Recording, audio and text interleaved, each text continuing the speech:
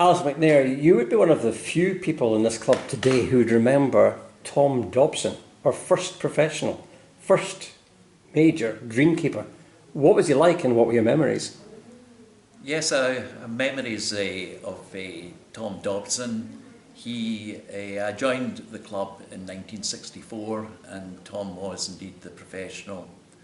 He looked after the juniors from his office, from his professional shop, and I knew that Tom liked me.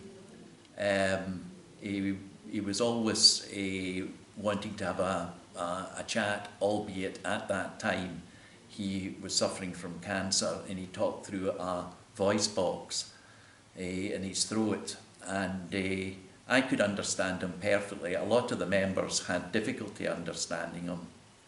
However, I did fall at one time foul of Tom when he noticed that I was bringing up one of my school friends a little too often to play the course, and he had severe words with me.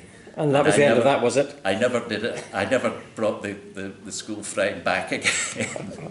But that was Tom. So this was all a different era, and I understand that you were very keen to retrieve any ball that could potentially be lost. Tell me about an incident on the 8th hole. Yes, at the 8th hole, I had just become a senior member, and I was competitive. I wanted to play well, and at the 8th hole I cut my ball into the loch, and I was very angry with myself.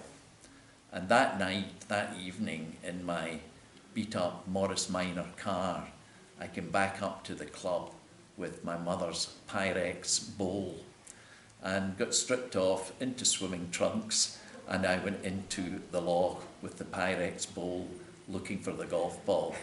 Did you find it? I never found the ball, although I did find quite a few others. But that wasn't the problem. The problem was my glasses had dropped off my face and into the murky water, and I couldn't find them.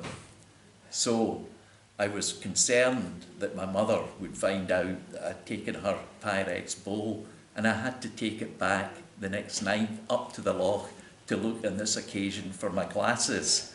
Fortunately, I found my glasses and all was well. The Pyrex bowl was put back in the cupboard and nobody knew anything about it. Golf balls must have been very valuable. They were very valuable in those days. Now tell me, you got to a major final here, the championship final, 1983. What happened? Yes, I remember getting to the final. I had played in the club championship a number of times, but never really got further than the first or the second round. This year I seem to be playing better, and I beat Jim Raitt in the first round, Willie Watson in the second round, and Ken McIntyre in the third round to meet Ollie Peebles in the final. 36-hole final in the middle of June, and Ollie was 2 up at the turn. I lost the 19th hole, so I was 3 down, but managed to get it back to all square by the 14th green. But unfortunately, hitting up the 15th, my ball had gone into a divot mark, and I panicked and hit the worst shot of the whole day. And Ollie went on to win 2-1. But in looking back, it was probably the most important round of my life. I can still remember every shot of the 36 holes. Now, you've been here a long, long time. You've been captain, obviously been in council. What does East Renfrewshire Golf Club mean to you, Alistair? Well, yes, I've been in council. I was elected onto council when I was 25, and I realised after a couple of meetings that I was just cannon fodder. I was at the meetings, but all the major decisions had been made before the meetings by the hierarchy, And whilst I contributed on handicap when you were having to write out all the scores, which took about half of a Saturday night, that was my contribution. But I was pleased to do it. And as a club, what part has this club played in your life?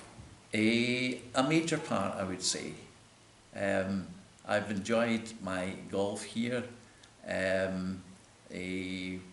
particularly of recent times since I've been retired, and I've been able to, or I am able to play 4 times most weeks, and I get a great deal out of the golf and the people that I have met.